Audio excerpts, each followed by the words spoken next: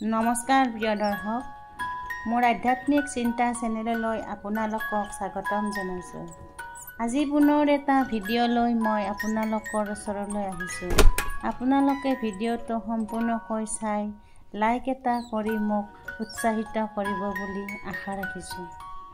জন্ম লগ্নৰে পৰা আমাৰ ৰাশি চক্ৰত গ্ৰহবিলাক ঘূৰি থাকি ভাল বেয়া দুয়োটা কাম কৰি থাকে। শনি যদি কুদৃষ্টি পৰে, আমাক শনিয়ে পথৰ ভিখাৰী কৰি দিব পাৰে।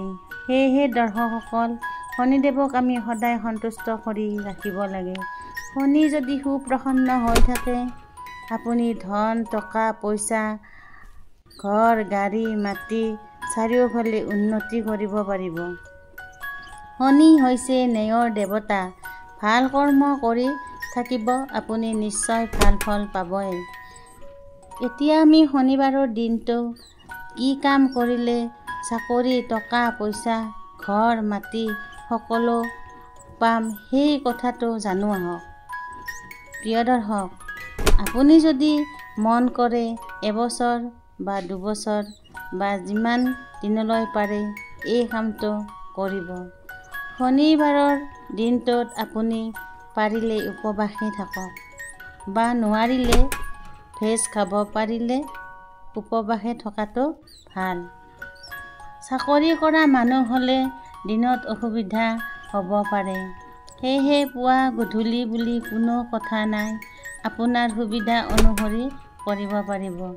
সন্ধিয়া শনিবাৰে মন্দিৰলৈ গৈ চাকি ধূপ জ্বলাই শনি দেৱতাৰ ওচৰত প্ৰাৰ্থনা কৰি ঘৰলৈ নোযোৱাকৈ বাহিৰে বাহিৰে এই কামটো কৰিব। চাউল, মাহৰ দাইল, আলু আৰু সামৰ্থ্য অনুসৰি যি পাৰে তাৰেই লগতে এটা কইন্স এনেকৈ আপুনি শ্মশানৰ থকা চণ্ডালক দান কৰিব। এনেকৈ কৰক, চাব আপুনি লাহে লাহে আপোনাৰ কি হৈ আছে গমেই নাপাব। শুদ্ধ অন্তৰেৰে কৰিব। ভিডিঅ'টো যদি ভাল পালে 8-10 জনলৈও শ্বেয়াৰ কৰি দিব।